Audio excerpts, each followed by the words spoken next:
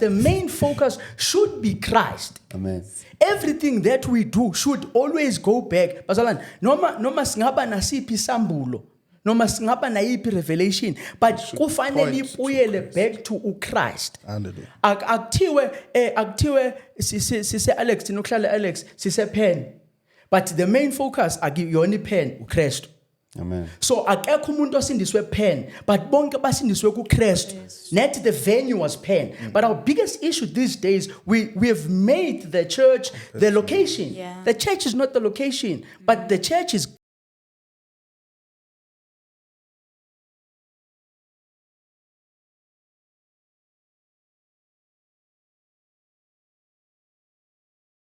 Sanbonani, Babugeli, welcome to another episode of The New Move of the Holy Spirit. Namhlanje I'll be your host, Unom Sawagamngube, and we've got 3 guests in the studio today. One of the guests is normally sitting where I'm sitting, so today he's going to be a guest. And today we are discussing ukubaleka kwebandla. What is the importance of the church? So before we get into it, I'm going to allow our guests. We have a returning favorite, Buchabango, and our regular host who's today guest to Butambata, and we have a new guest in studio.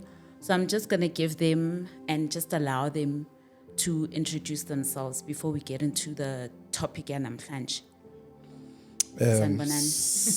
Siyabingelela sisinomsa, siyabingelela ababukeli ekhaya egameni likaJesu Kristu. Siyabonga kakhulu ithuba njengoba kushiwo nje ukuthi sibala ekhaya undumiso wakashabango okhulumayo. Siyabonga. Amen. Sibingelele ababukeli emakhaya, sibingelele nakuwe host. Siyabonga kakhulu ithuba lokuyithola sila namhlanje. Mhlambe ngingaqala ngokuthi mina igama uThulani wakwamlangeni. Ngikhonza Kingdom Mandate Ministries International and the leadership kababa uThwala uSifiso Thwala noMambolethu Thwala. Amen. Sibonga nje ukuba la ekhaya. Thank you. Siyaqala ukufika thina. Welcome. Yazi kunama regulars. No, welcome. Kuba phakathi kwama regular kuzolekelela Yes, umuntu please, azizwe feel free. ekhulekile. Siyabonga. Amen. Yeah, siyabingelela wakithi Nkosi yami emakhaya, sibingelela nosisi lapha osi hostile. Sibonge nethuba Nkosi yami kwicabinet nathi ethe yasimema ukuthi sizoba i-guest. Sithemba ukuthi uNkulunkulu uzosisiza sihlangule kahle indaba yebandla. Amen. Amen. So before we get into it, namhlanje, the purpose of the new move of the Holy Spirit is about teaching about the Word of God. We want to delve deeper into topics so we understand and our relationship can grow. So today, like I said, sizokhuluma ngebandla. The first question I have, anyone can have a go at it. Lini bandla? Tingibuze ubuthi brother Shabang. Yeah. Mhlambe sinomsa angazi ngithanda ungibeka kusport. Asinomfundisi. Nomfundisi la. Abe kumele azogeqa amakhulu athina. Yeah, so liyini bandla, the Church of God, the Church of Christ.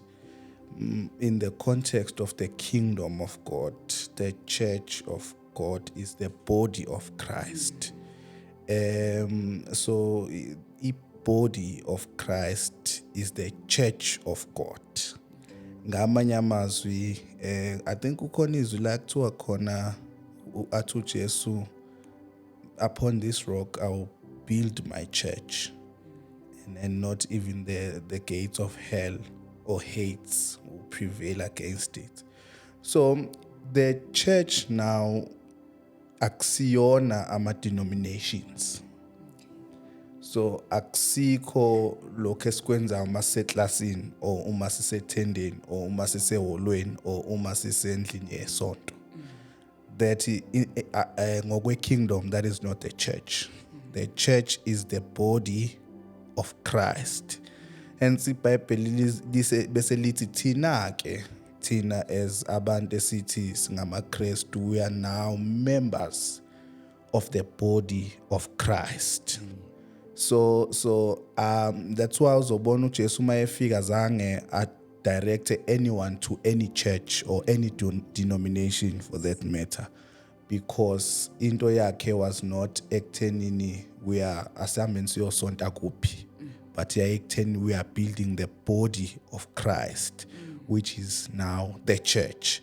So the church ngokwe kingdom is the body of Christ. Mhlawumbe as we go sizochaza ukuthi sifika kanjani ukuthi sibe ibandla or the body of Christ, because we have to understand ukuthi initially kwakwenzakalani between uNkulunkulu nomuntu, ngoba uqala kwe dominion yomuntu was as a result of idominion kaNkulunkulu ezulwini, and then he wanted to transfer that to emhlabeni, and mayenza njalo kwasho ukuthi kunezinto uNkulunkulu naye azirestricta kuzo. Uma ethi let them have dominion, washo ukuthi naye kusho ukuthi uNkulunkulu akakwazi ukungena emhlabeni because usenikeze omunye umuntu lento ethi let them have dominion.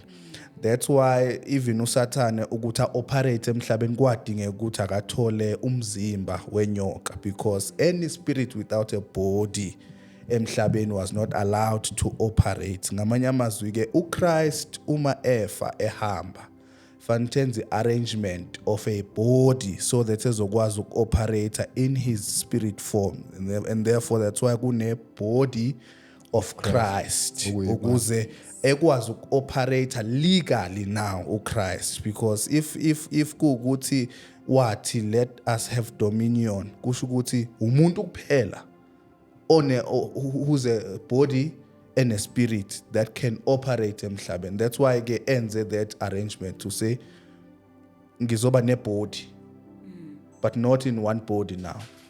A body that has members of the body okuyimi nawe nomunye esiyamaKristu. I think ngaphelela lapho. Okay, thank you for that. Siyabonga. I'm sure earlier on mesithi sizama ukuyixoxa into yebandla liyini ibandla. Yes. Besike sathu uyabona ukuyinweba, but ke uShabanga uvele wayihlaba esikhonkosini. Mhlawumbe kuyichaza for ibenefit yombukeli, for ibenefit yosekhaya, ngoba yena mhlawumbe akanali ithuba lokubuza le ngxoxa sike saba nayo earlier, so but just nje ukuthi umbukeli osekhaya abe nayo. Sine mhlawumbe sinenhloso yokuthi si reach everyone else, kungabi ithina abantu bokholwa kuphela ngithi. So mhlawumbe kuyichaza njengomuntu mhlawumbe ngathi ngifuna ukuyibona kwi dictionary ukuthi isikhathini esiphila kuso wonke umuntu uyafunda, wonke umuntu uneGoogle. So ibandla is from a word yes Greek ethi ecclesia. The word yes Greek ethi ecclesia mawuthi uyayibheka incazo yakhona ichaza mhlawumbe an assembly or a gathering, but ngoba sichaza leli lika Christ angithi ibandla bese nje ihlukanisa, because mawuyibheka incazelo ze translation dictionary na bo Google kuba nencazo ehlukanisile, because now this is not just into edwayo, but this is a body ezimele. Tushabanga is a body of Christ. So kunezinto esingayichazi sithi asithathele lapha, kunezinto ezichazwa nje specifically for the body of Christ. Usethi umeyichaza these are God's called out people, bese the church. So church is a combination of believers baka Christu that ushabanga athi they form a body of Christ. Ila ezulwini lithi singamalungu omzimba munye. Ingakho isinikeza inkinga into ye body of Christ engadonsela indawonye. Because if we have body, if we are members of one body, if one body is going one direction, the members are going that direction. Okukuthi mhlawumbe inkosi mayisilekelela ngokuqhubeka kohlelo siyozama ukubuyisana ekutheni asilwi namagama. Tushabanga ichurch is ibandla is not this denominational. Mhlawumbe sisichaza ukuthi akuona amagama anoChrist phakathi ayibandla. Uma ngabe kabi noma lingaba noChrist igama, but ibandla lingenayo uKristu linga exercise ngathini the doings of uKristu in the body. Isandla sithi ngifuna ukuphakama, inyawo lilwe nesandla. We are not in the body of Christ. We are in a body, but kuyenzeka bazalwane sibe ibandla kodwa singadonseli ngxanye.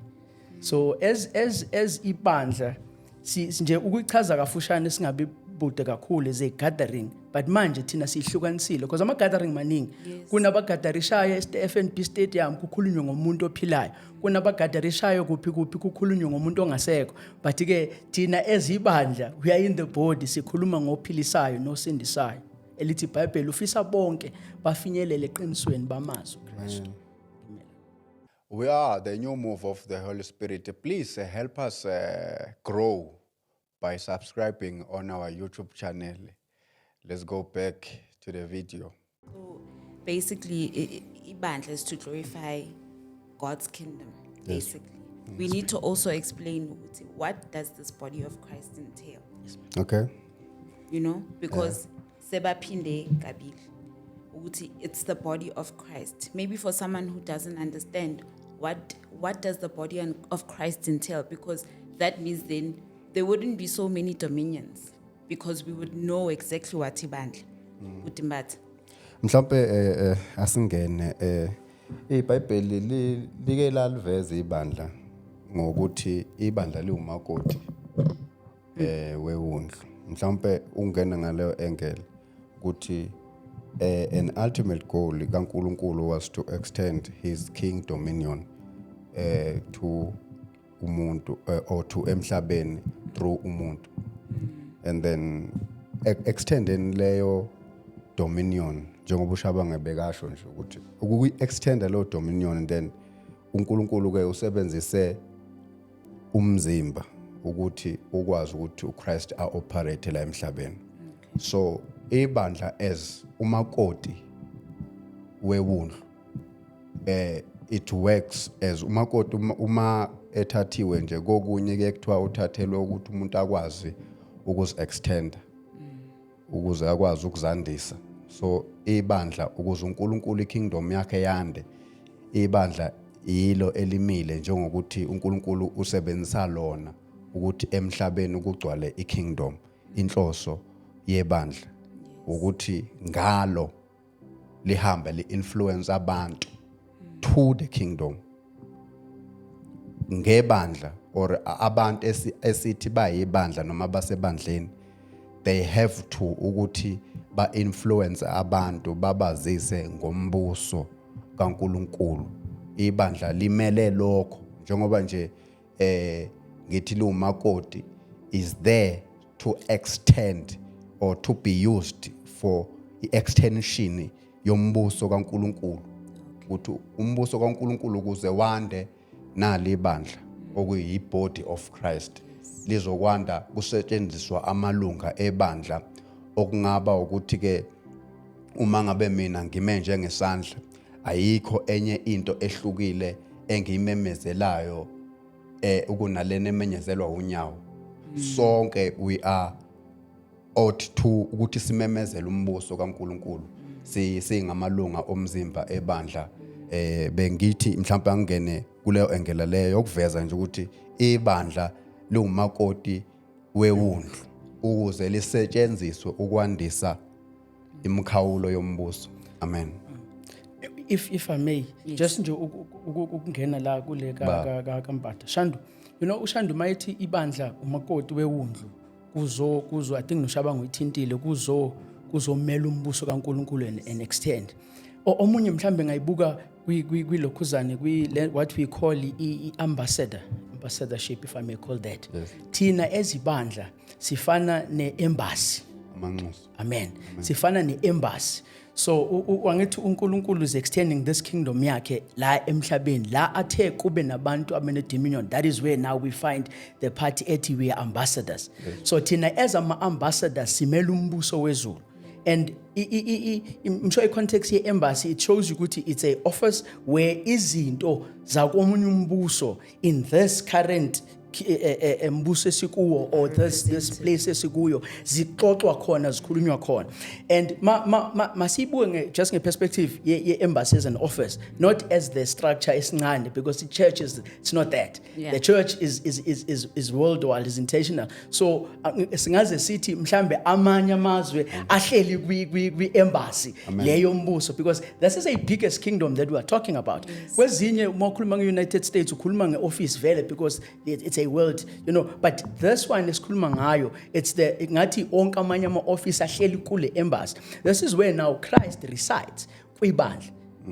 As we go mhlambi inkosi silekelela, we will then masiveza ukuthi sihluka kanjani mase sithi kunebandla lika Christ, that's a body of Christ, lihluka kanjani namanye amabandla. Why do you now say kunebandla the body of Christ? It's because le embassy esikuyo in a one king, the embassy esikuyo. And as ambassadors, we cannot be doing into ekungeyona eyase la sivela khona. So the kingdom we are representing as ambassadors here on earth, uthi Shandu si umakoti. So umakoti akakwazi ukwenza into yakomunye umuzi ebeganele komunye umuzi. So mhlambe ngobuthe besho kula kuzochazeka khona yini esihlukisayo, yini ethi mase kuthiwa wena but indlela ye-ambassadorship oyenza ngayo, i-membership yakho as an ambassador ayisafani nale kamakoti oganele kaJesu. You understand? So if we were to also look at in that maybe aspect, we are like an ambassador. We are ambassadors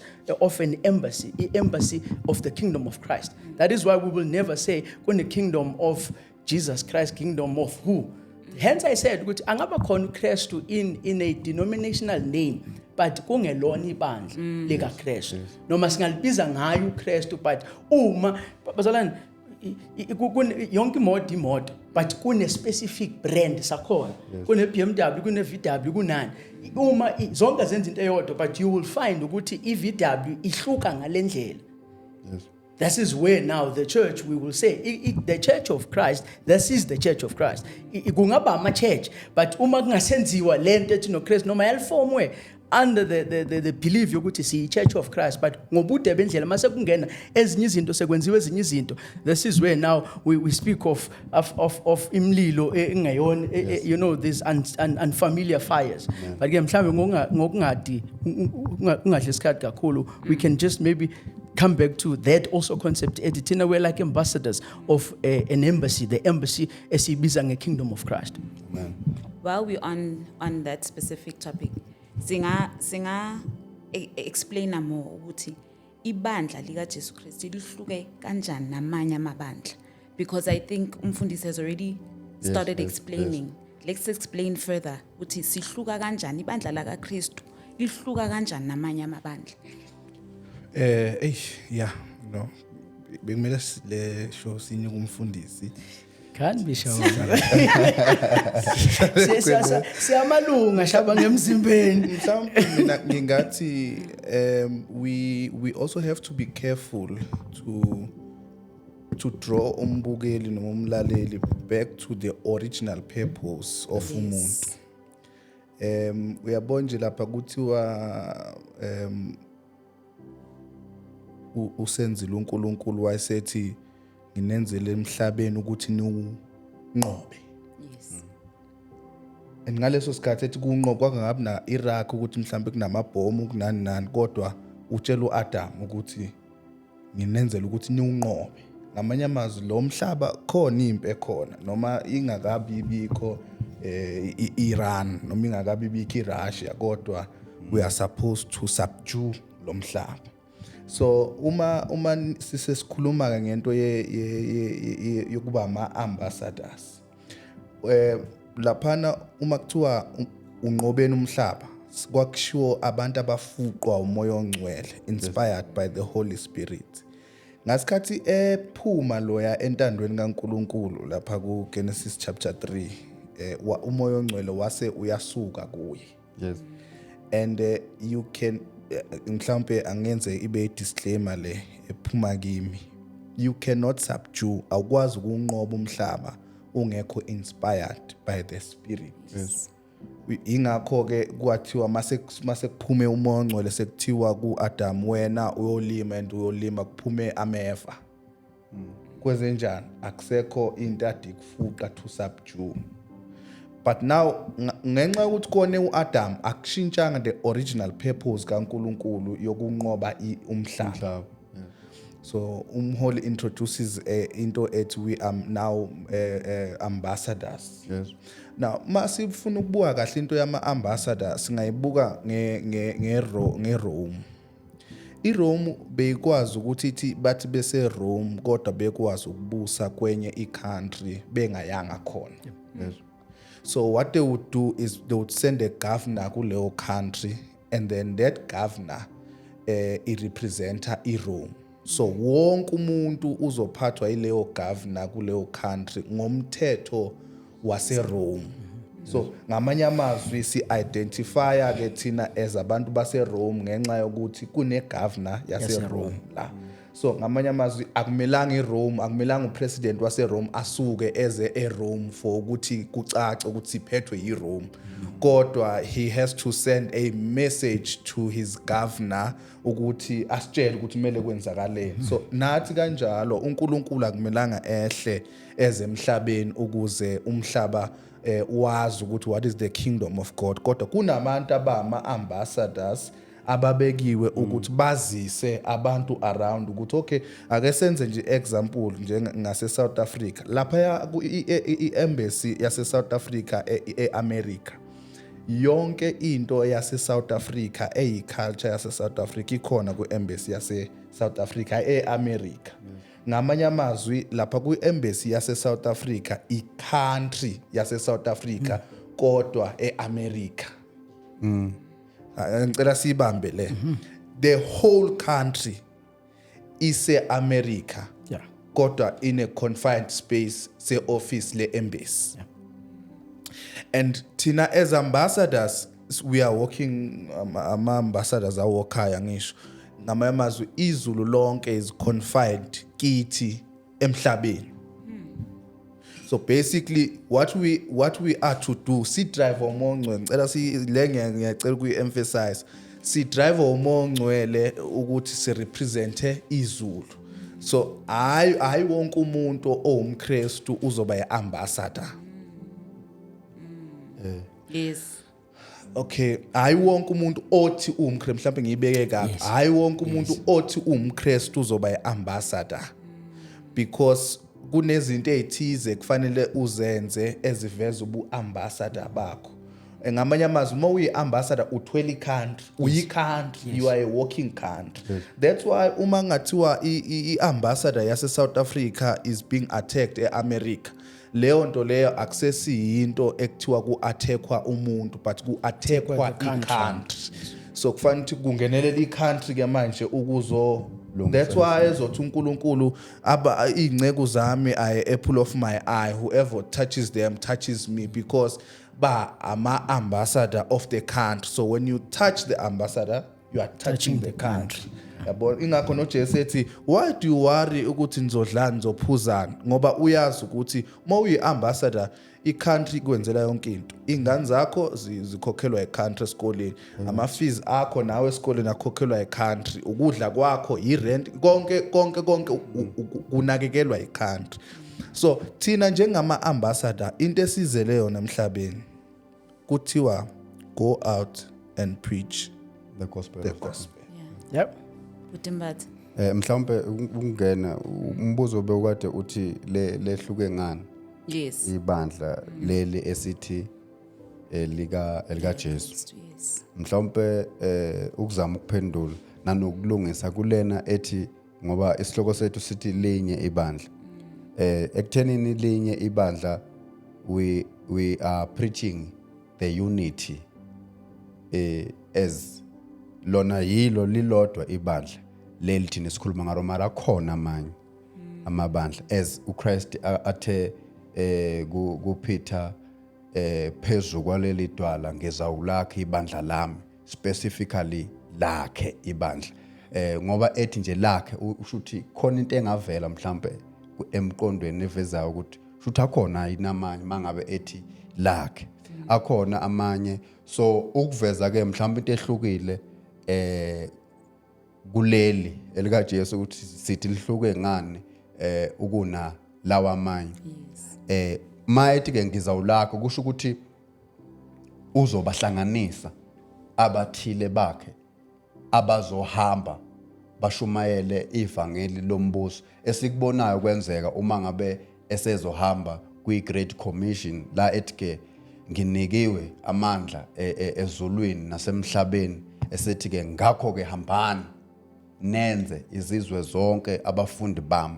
Izizwe zenziwa abafundi kuqala uandu kuba mhlawumbe zenziwa ama-servants okuyilokho kokuthi ibandla is not a house. Yes. Has nothing to do ukuba sithi ke masibona indle yesonto sithi ke nali ibandla, but ibandla abathile uJesu abakhethile wabahlanganisa wabanikeza umqondo wasekhaya ukuthi bahambe ba-influence abantu ngekingdom le bona abakuyona. Mhlawumbe ukuveza ukuthi lehluke ngani ake ngifunde laphana encwadini ngokukaLuka chapter 8 uverse 1 ngizofunda uverse 1 kuphela. uJesu ushumayela ngemfanekiso wabekade eshumayela ngemfanekiso then bese lithi iBhayibheli kwathi emva kwalokho wayehamba imizi ngemizana ememezela ivangeli lombuso benaye abayishumi nambili laba akathe uzokulakha ibandla lapha ene mhlawumbe masithi phezulu kwaleli dwala singacishe kusifanele ukuveza ukuthi ke mhlawumbe phezulu kwaPetru ngoba noPetru naye unokuvela igama lakhe kungazathi lisho a piece of a rock. Yes, so into engicabanga ukuthi mina nami kumele ngibeke disclaimer la engicabanga ukuthi idwala uJesu ayelakhela kulona ibandla yilesi sambulo. Yeah. uPetru ayesiveza ukuthi wena uyindodana kaNkuluNkulu ophezulu konke. So ibandla kufanele ukuthi ekuqala kwalo uma kushumayeleke bese umuntu noma imuphi an ordinary person kwambuleke kuyo ukuthi uKristu uyindodana kaNkuluNkulu ophezulu konke. Mhlawumbe sibuyele la engifunde khona wayememezela ivangeli lombuso engena imizi ngemizana lihluke ngalokho ke ibandla likaJesu ukuthi ke kulifanele ukuphuma lingena imizi ngemizana osekunzima ke ngenxa yokuphakama kwethu nobukhulu esiyibona ukuthi mhlawumbe siphakeme ngakhona ukuba singakwenza lokho ukuhamba singena ngisukele nje ngisukela umuzi lihluke ngalokho ukuthi fanele lenze lokho elikaKristu ngisukela umuzi ngingene kuwo ngishumayele ivangeli lombuso ngoba bonke abantu ama-crisis abakuona abadingi imali abadingi izinto eziningi mhlawumbe singathi bayidinga ukuze impilo yabo ihambe kahle but what I am sure ukuthi bayidinga uma bengangena embusweni kaNkuluNkulu they don't have to worry ukuthi bazodlani bazogqokani bazophuzana. Ingakho incwadi enye izoze ithi ke funani kuqala umbuso kaNkuluNkulu khona zonke ezinye izinto kunina ziyokwenezelwa ngoba kufanele ukuthi uma uthole umbuso kaNkuluNkulu zonke ezinye izinto ziyanezelwa kuwe. Lihluke ngokuthi ibandla lakaNkuluNkulu lona limele ukumemezela umbuso kaNkuluNkulu. Amen. Yebo. Yeah. Ngicabanga ukuthi asikuveze ukuthi hayi alihlukanga ngokuthi liyanokha. Yes. Ngoba khona abanokhayo. Yeah. And asikwazi ukuqualify sithi bayilo noma basilo. Kodwa ngicabanga ukuthi nakho lokho is another function kodwa yebandla akusiyo ifunction edistinguishayo. Okay. Ngoba ngempela masingahamba ngaleyo yodwa singaphuma la kukhona abayibona bequalified to be called the Church of Christ. Ngoba bayanokha. Yes. Awukhona umfundisi la. Yeah. So ngoba bayangqongqoza. So all I'm saying is uthi Jesu nyokubabona ngethelo. Amen. so nakho lokunokha kwethu yabona mhlawumbe ngayifanisa nanokushumayela kwethu nanocula kwethu nayo yonke leyo nto le ingakwenza kube sengazi ukuthi usembusweni ohlukile kodwa izithelo zibe zisho otherwise. And then the question would be musinithe sombona ngokunokha kodwa manje uyanokha kodwa uyabona so elika Christ ibandla lihluke ngokufuza yena. Yes. Yahluke ngokuthi the replicator what is from heaven emhlabeni. Mhlawumbe bengisho nje lapho. Amen. Shandu ukuthi wena Shandu mhlambi wafunda kulezi izikole lezi ezwenza kakhulu ama corrections yabo. So uvela uyibone mangabe izulokhuzana inobungozi futhi ayinabo ubungozi obungako yabo. Kodwa mhlambe mina maningangivumela ngeyami iphilosophy.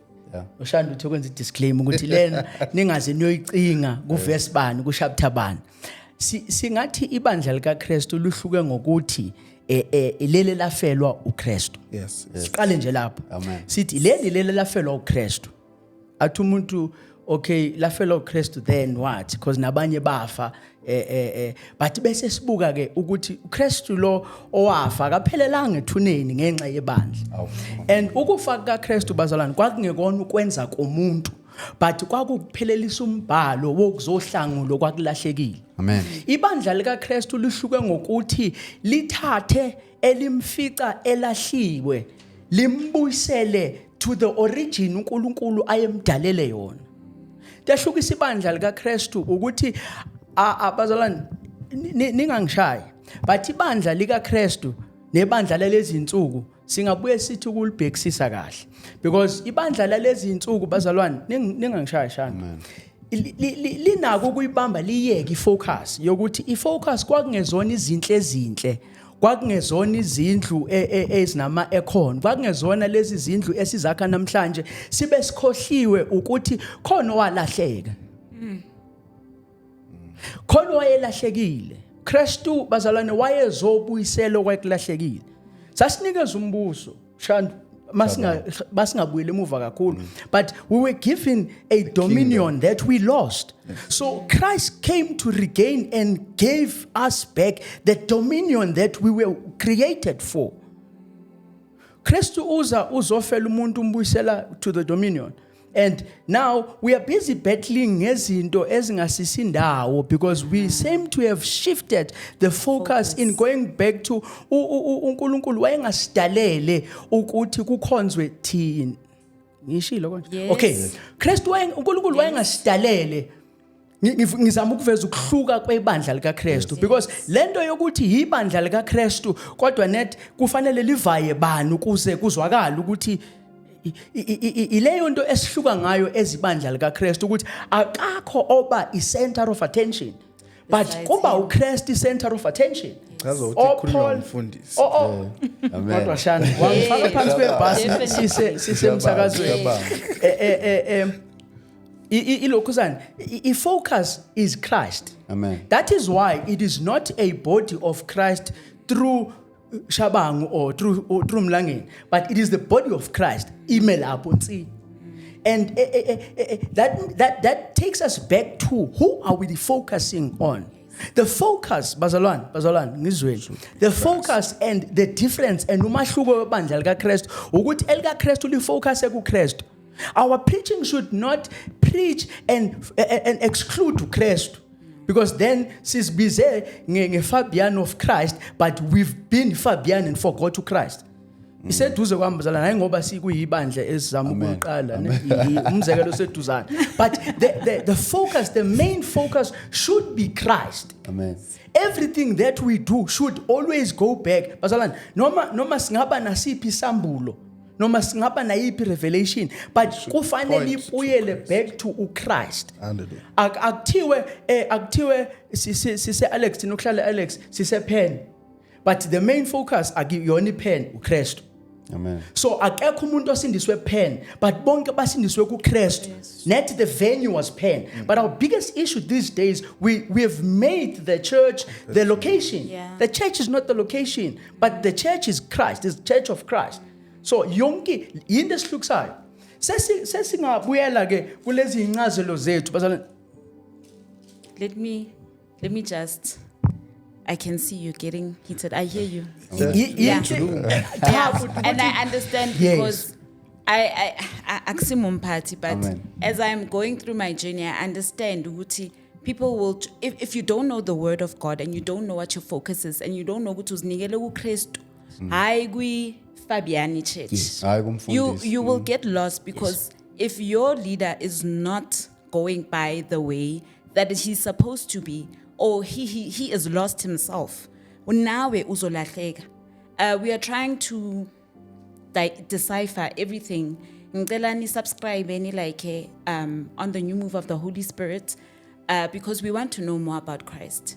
There's a certain peace and understanding that you get when you know Christ. It's not necessarily about the church you're in. That's why we can have platforms like this to discuss and teach and understand and ask questions, you know. So njengoba so mfundisi, you are talking about that the focus should be Christ, Yes. right?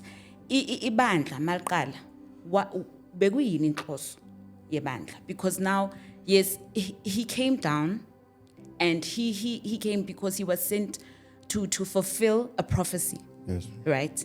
Now we are trying also to walk ngendlela yakhe. So what is the purpose? Mhlawumbe ngingene la ngoba ngiyazi umfundisi uyashisa. Amen. Awukodwa. Uyashisa. Ngicela ukuthi ngizoloku ngikhumbuzile nje singakhohle ukucheck ama similarities between lapha ku-Adam and Christ. Remember Adam, Christ is the last Adam. So uqala kukaNkulunkulu no-Adam, inhloso was to have dominion. And uma ufuna ukwazi ukuthi uKristu uletheni, fanele wazi ukuthi kwalahlekana, which is the dominion. Yes. And ibandla livela as umakoti, as you have said, as umakoti wewundlu. So singalike no Eve. Yes. And if you check into ka Eve, into yokuthi zalane nande ikhulunywe sekakhona uEve. Amen. Man. You know. Yeah. So inhloso yokuza kuka Eva was to make sure ukuthi usiza uAdam to produce after their own. Yes. Mhlawumbe ngizama ukuchaza into yenhloso. Inhloso nebandla kanjalo. yebandla is to help Christ to produce after his own. Ngizama yabo lama similarities sizowabona ngasikhathi uAdam kuthiwa kuzo introduce uEve walaliswa wakhishwa on la ohlangothini la. Ngasikhathi uJesu esesiphambanweni laphana kuthiwa wahlatshwa kulo lolo hlangothi, kanti kuzalwa uEva who is uEcclesiastes umholi Ibandla, has said yes. ibandla. Now lizalelwana ibandla, lizalelwa ukuthi alisize uKristu who is uAdam lona njengoEva to produce after their own. Yes. That's why ezothi uJesu ke nina mangihamba mina nizokwenza okungaphezulu kwalokho engikwenzile. Akasho in magnitude but usho in quantity, ukuthi omunye uzothenze America, omunye abenze South Africa, omunye athenza eZimbabwe, omunye abenze Alex, ngoba siumzimba now kodwa in different places. Geographically into kaKristu yayibambeke la uJesu ayekhona. Yeah. But ngenxa ukuthi wenza into yokuzalwa kwebandla elivulelekile, so kusho ukuthi angakwazi ukuoperate emini, ngoba sithi la kusemini America kube sebusuku. Amanye amazwi ikingdom now it doesn't stop, it operates now. Ngalesikhathi la emhlabeni wayethi mayelele kube ukuthi kusho ukuthi uyabona that's why ezothi ke yena emva kwalokho mhlawumbe ngiya-emphasize nento ethi the body of Christ cannot operate ngaphandle komonco. That's why uJesu ezothi hlalane eJerusalem nize nembathiswe amandla. So la mandla esimbathiswa wona ilawa naye ayewatholile ukuthi operate. uJesu wake waba na 30 wangakwenza lokho akakufanele akwenze. Inkinga yini? konke akwenzayo simbone kwenza mase kufakaza uJohn ethi ngibona umoya ongcwele ehla phezu kwakhe enjengejuba. Why? Umoya ongcwele is an enabler to do what you need to do, and therefore nathi njengoba kwehla umoya ongcwele as Pentecost kwakusasisizwa ukuthi si replicate what uChrist. So inhloso yebandla is to help uChrist dominate. Mhlambe angazi noma ngibe is to help uChrist ngoba kwa inhloso ka simele sibuye lapha kuEve. Inhloso kaEve was to help uAdam. That's why kuthiwa umsizi onjengaye. Futhi asibe careful, umsizi onjengaye. So even the body of Christ must be like him. That's why etumhola sibe Christocentric. Yonke into esiyenzayo ayibe Christ centered, because we are supposed to be like him. Amen. Ayigezwakala mholishi. Mhlambe shabang masingabheka uMark 16:15. Yes. Just ukugcizelela shabang. Kunento ekhona kuMark 15 and okungenzeka igama elilodwa leli engimi ngalo ngiqabashiye ngegama elilodwa. Makwenzeka mhlambe okay sisizulu eseduzana. Akulona uhlelo lasenkandla bazalana sishumayeza inkandla yodwa. Yes, Mark 16:15. Yes, 16:15. Sengenzela ukuthi mhlamba abazalwane bangathi kwafundwa isiZulu sodwa yise sibe seduzane for ukuhlela but ke okay yes inhloso yebandla. And he said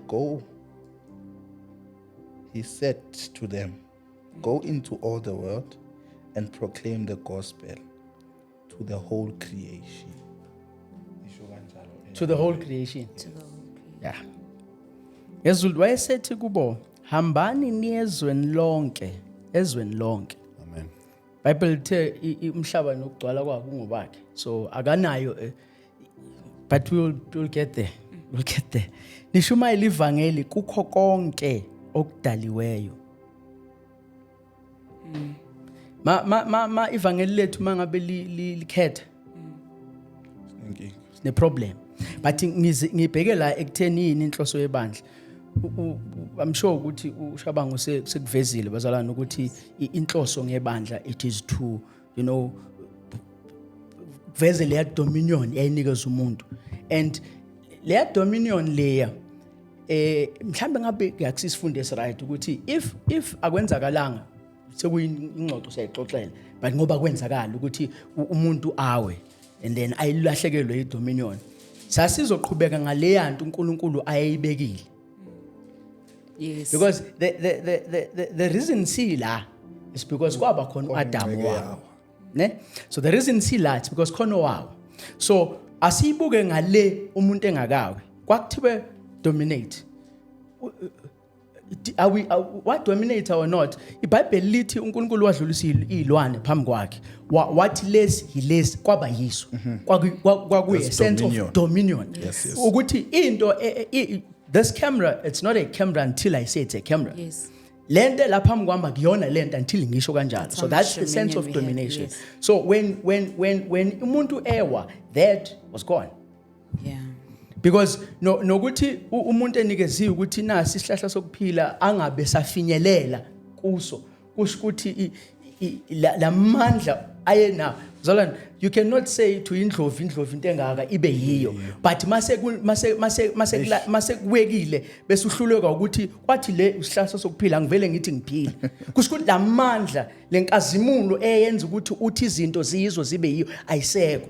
So uChrist maye ngabe ezobuyisa ibandla, ezobuyisa olahlekile nowile, uzobuyisa le yanto ye dominion ukuthi bazalwane njengoba uSathane wayewile, fortunately yithi sodwe salando masiwe.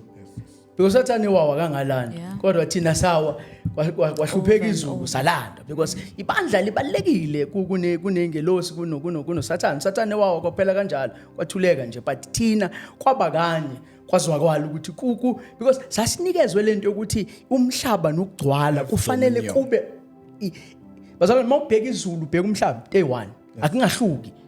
ezulwini mangabe itradi igolide masibheka phansi akuvele kube igolide no mhlawumbe angeke zibe igolide leli thina silibona ngamehlo but kunezinto ezothi akuna khala akuna kuhlupheka akuna why are we in so much debt empilweni kanti izulu so ibandla inhloso yayo it is to make sure ukuthi lokho kwenzakala esithe le embusweni as an embassy here we need to make sure that is why lithi wayesethi kubo hambani niyezweni lonke nishumayela ivangeli kuko konke okudaliwe everyone that is created everything that bazalwane inyoka yengamudla umuntu bube selingamudla umuntu before the fall of man yayingamudla umuntu so that is why lithi iBhayibheli kushunyayezwe kukho konke okudaliwe kwayinyoka maybe asinayo opportunity yokushumayeza inyoka but when we get to the point where idominion kaNkulunkulu is at place nendalo bazalwane nendalo will go back to the origin yokuthi everything that has been created submits because umuntu akasayisebenzisa indalo for their own benefit but uyayazi into ayidalelwe yona so we are here as a church lithi iBhayibheli sishumayela sizoshumayela bazalwane nalokho sikwenza la namhlanje siyashumayela ukuthi umuntu wayengadalelwe ukuthi agitshezwe imbuzi but wayedalelwe ukuthi athi imbuzi ayihambi yodla whatever ekudlayo but now we have turned siphendulela izinto thina sasinikeza amandla okubusa nokudominate sesibuswa izinto kwakufanele sizibuze so ibandla is here inhloso yebandla ukusoshumayeza bazalwane sibuyisela abantu kwi-origin uNkulunkulu ayabadalele bona umuntu wayengadalelwe bazalwane ukucindezelwa izinto anamandla phekwazo namhlanje siphila amaphilisi anginankinga angidli nodokotela basemsebenzini kodwa impilo yethu namhlanje incike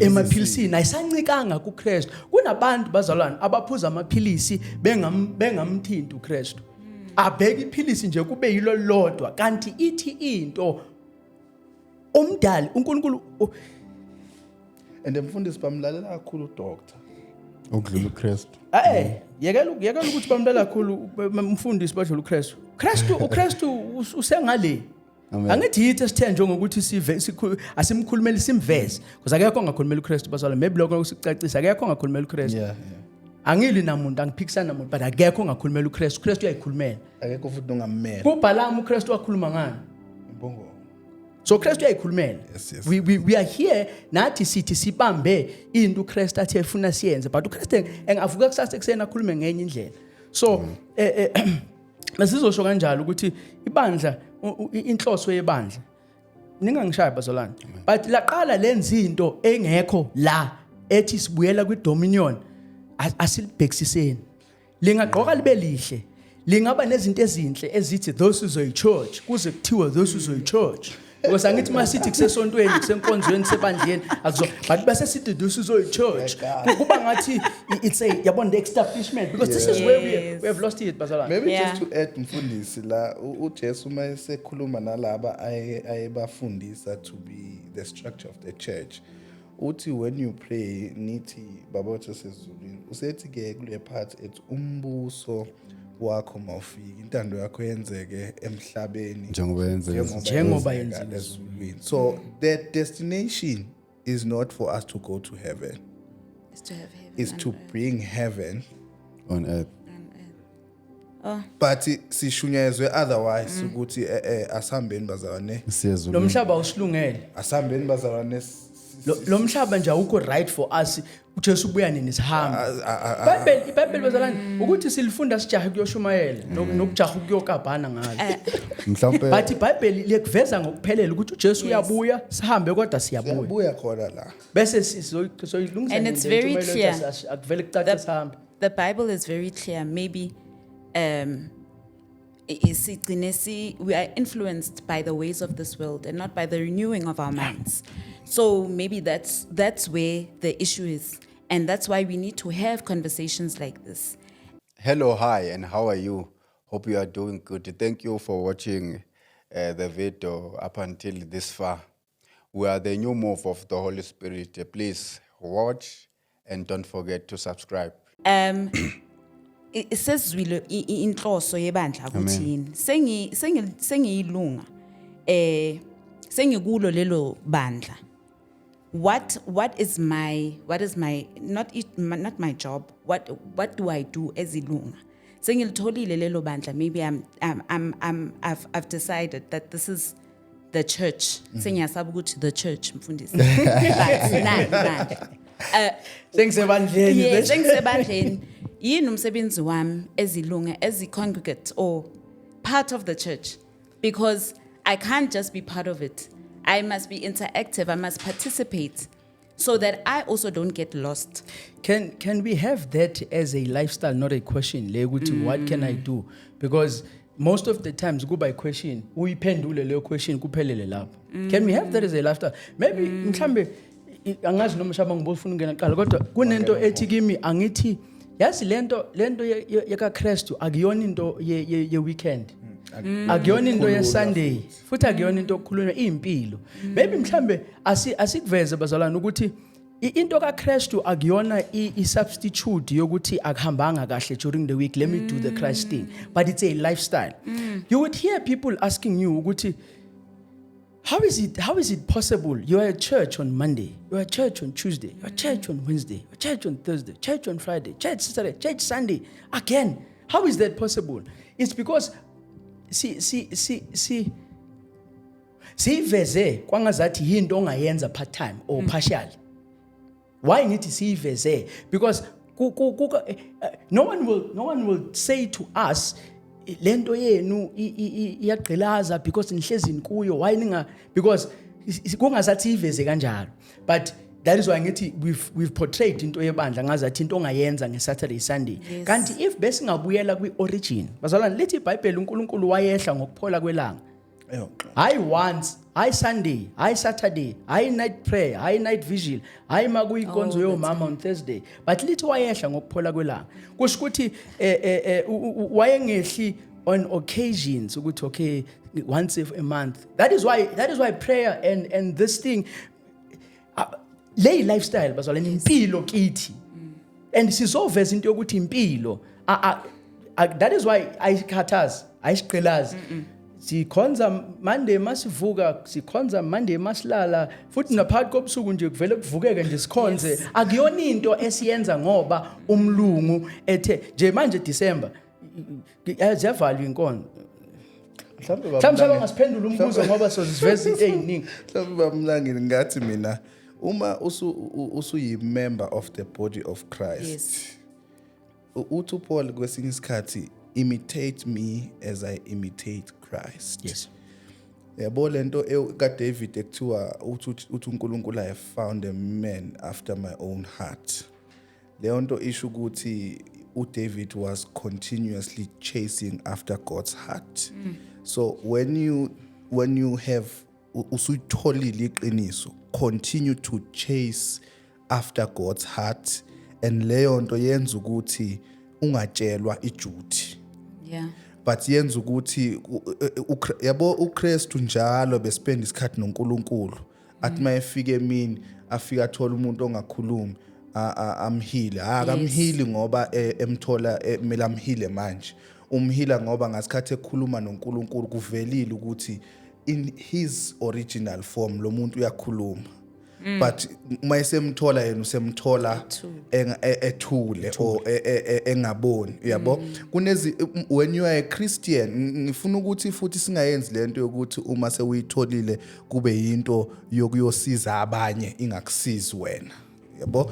When you are a Christian you are supposed to be uthi uphume endlini umongcwele akutshela ukuthi uye meeting namhlanje and kunodaba okufanele ulipreparele nanto.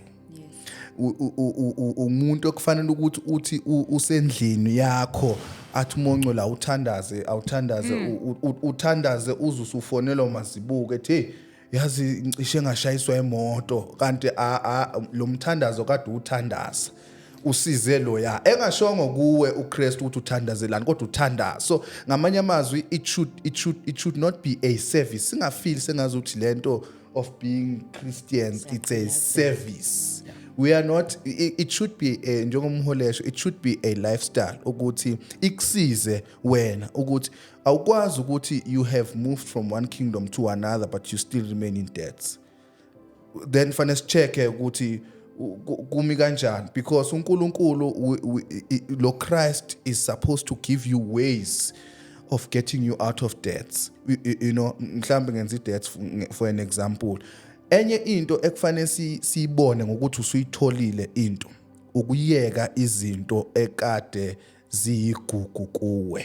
That's why atu Paul okwakuyinzuzo kimi ngakushaya indiva ngenxa yabo angeke umuntu ayeke into afundiswe yona noma akhuliswe ngayo engakayitholi the fullness of knowing Christ. You know, we are inkinga yethu sisuke sishumayele born again and not preach Christ. When we are preaching Christ, senza ukuthi umuntu abe nesithombe sekuthi ngempela uthi uJesu umuntu owezwa ngekingdom wahamba wayokhipha yonke into ayena wayilahla because ufuna ukuthenga this treasure. So yonke leyo nto leyo as a Christian uphila nje uphuma uye emsebenzini ungena babona akasathethi manje. Yes. Wayethetha okushuthi sekukhona into ehlukile endlini la uhlala khona babona ukuthi akasathukani manje kwenze njani ukhuzwa umoya ongcwele ebusuku ukuthi ngoba ulala ukwatile awukwazi ukuvuka uyothetha umoya ongcwele osho. So as a Christian ke futhi uma usutholile umbuso make sure ukuthi uba nobudlelwane nomoya ongcwele ngoba uyo ozokusiza to become Christ-like. Shabang. Sorry manje before ngene ukuthi uShabang usike wathinta le phephisa makancane sesiyayiphathela uhlelo usixolele. Shabang kunale part nje mhlamba asithindi into waseSamaria uJesu ahlangana naye bathi kuba nengxoxo as umuntu oseyamkele lento usebandleni ungenile iba njengowaseSamaria. Lithi iBhayibheli waba ukuzwa lezi zinto uChrist ayezitshela one before Shabang before siyalapha ngicela siyibambe la because iproblem yethu kakhulu iba la sivele siphume. But lithi iBhayibheli wambona uJesu emazingeni ahlukile waqale wambona njengoMr. This guy is a gentleman. No wadlela wadlula kuMr. because uyazi no man lo muntu akakhulumi lento ethi ama gentlemen athi okay when do we go out, when do we, what would you like, you know? But lona uthi nali iqiniso wavela wathi lona uthisha wathi rabbi. Thesuke ebrabhini wamcheka lapha baprofeti wavela waba nesambulo salomuntu ukuthi yilento athi uShabangu sibe no you know simfune mawuke wamthola langazelela because lo mama if wayembona as gentleman wayezophuma athi there are gentlemen in Samaritan. Kanti aphelelanga lapha indaba. So asigxile ekutheni njengoba sengazi ukuthi uyasindisa yini lokhu uncanela ukuthi umthole ukuthi uKristu umthole ukuthi uKristu angithi responsibility esivezayo kumuntu othi sengingenile bandleni because inkinga into yokuthi uvela ulahla imbiza ungakafinyeleli ekumtholeni wonke uKristu because lo mama wayengayilahla imbiza ehamba etshela abantu ukuthi men in Samaritan are gentlemen abantu bafuna lama gentlemen bengawaboni but uthi usethi masemtholile wavela wathi no uye lo Mesiya lo ulahla imbiza uphuma uyamba uyagijima yila as lokhuzana ekungafanelanga ube it's for your own benefit manje mina sengiright ke manje emsebenzini sekuhuma mfundisi yama mfundisi bazalwane asindisele ukuthi siyoba ngcono ebantwini but sisindisele ukuthi nabi bafike lento yasifika because uthi lo mama mayiphuma wozani nibone ongitshele konke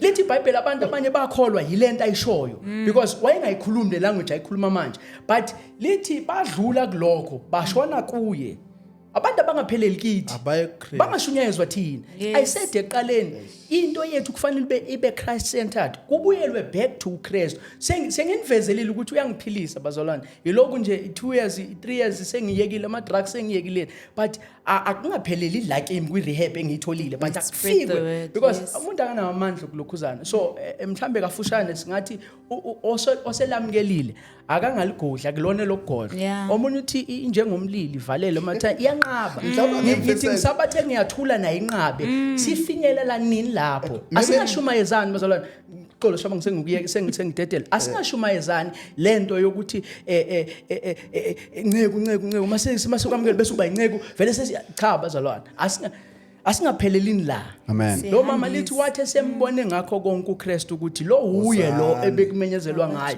wavele waqhasha but disclaimer futhi ngiyacela bazalwane ngiyacela angilwi lama young lion but elami lithi yamkela uKristu uze abunjwe mase bunjiwe uKristu angeke size sithi lo unogcoba kahambi but uKristu lento oyifida yona mawuloku umfuna uKristu iyona ezoconfirm bese o server under yena noma ophansi kwakhe uyozovele aconfirm nomoya ongcwele bese asho nomoya ongcwele hayi useyivuma into yakho yokuthi wena usengashumayela.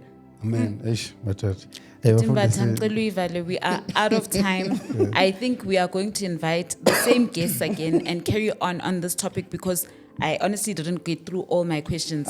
Yipha nje uButimbatha uyigoqa nje. Today you are the guest and you are also the host, so I'm giving you like the minute to close it up. Amen, It was amen. heated today. Yeah. Mhlawumbe abafundisi bakhulume kakhulu. Yes. Ngiyayithanda le shabango oyivezayo ukuthi mhlawumbe we are not called ukuthi siye ezulwini but we are called for ukuthi amazulu eze emhlabeni ngathi ngizwile ngiyithanda kakhulu uma ngabe uKristu ebafundisa ukuthandaza khona lana yakathandaza khona on the book of John chapter 17 athi ngiyathandaza uNkulunkulu ukuthi ubagcine bekulo lelizwe leli into akabagcinela yona up until umbuso wezulu ubonakala njengalokhu intando kaNkulunkulu yenziwe ezulwini yenzakala emhlabeni. Lithi iBhayibheli andukuba kwenzeke lokho umhlaba awuzukuphela. We tend to ukuthatha igameko ezenzakalayo uma sibona abantu bebulalana sithi ke yizikhathi zokugcina lezi iBhayibheli lakhuluma ngazo. But uma ngithi ngiyabuka mina ukuthi ikhathi zokugcina noma zokugoqwa komhlaba kuyokwenzeka mhla ivangeli lombuso lishunyayelwe phezulu kwayo yonke indalo bese kuyima kukhulunywa into ukuthi ke umhlaba usuyagoqwa ngoba simzwile uJesu esho ethi ke leli ivangeli lizoshunyayelwa ezizweni zonke andukuba kufike ukuphela. So ngaleyo ndlela leyo ngifuna ukuveza lento yezikhathi zokuphela ukuthi ke umbuso kaNkuluNkulu yiwo kufanele ukuthi uze la emhlabeni asihlupheki la sihluphekela ukuyobusa ngale but sibusa from here samukela umbuso from here ukuthi nanoma ezosilanda uJesu njengomakoti wakhe asilande sise embusweni bese kuba ukuthi ke kuyafika ke kuthena indawo yomhlaba omusha mhlawumbe ukungenela lento ukuthi uma sengiyilungu ngibamba uPaul ebabhizi noTimotheo uma sengiyilunga lebandla kuthiwa kufanele ukuthi ngenzeni ululekwa uTimotheo ululekwa uPaul ukuba beyibutho elithembekileyo lika Kristu athi ke ngakho wena mntanami yiba namandla emseni okuKristu Jesu lokho okuzwileyo kimi phambi kofakazi abaningi lokho ke kubeke kubantu abathembekileyo abaza kuba namandla okufundisa abanye uma sengiyilunga uma sengifikela ubaba umlangenade ekhona ukuthenini I must be fed of Christ up until not ukuthi uma sengeke ngamthola nje bese kuyimase ngiyahamba ngimela ukulinda ukuthi ngimthole aphelele uKristu noma ngimthole wonke lokhu mhlawumbe okuzobuyela ekuthenini kulokho ukuthi ke why sithi ibandla likaNkuluNkulu alisiyona indlu ingeyokutrainer abantu ukuthi baphume endlini. Uma ngisendlini ngiyatrainwa ngifidwa uKristu up until ambuleka uKristu wonke kumina okuyilapho ke mhlawumbe sengingakhulunywa khona into ukuthi ngiphumeke manje ngiyonikeza abantu uKristu because isambulo sakhe sesambulekile kimina sonke futhi uma siya endlini siyela ukuthi sitrainwe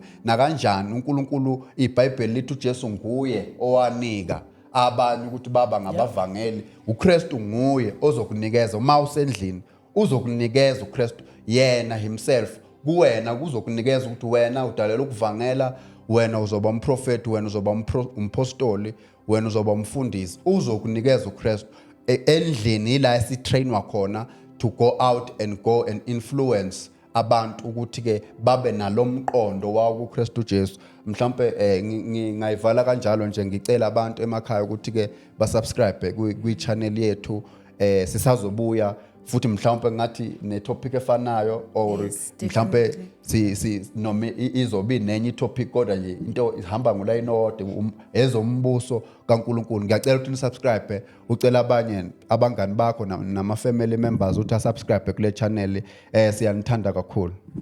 We are the new move of the Holy Spirit. Thank you so much for joining us. Siyabonga ama-guest wethu. We hope you were influenced by the word of God today. Amen. And you took what I took in today. These guests will be back. I'll make sure. Siyabonga. Please like, subscribe, and follow us. Thank you so much. Amen. You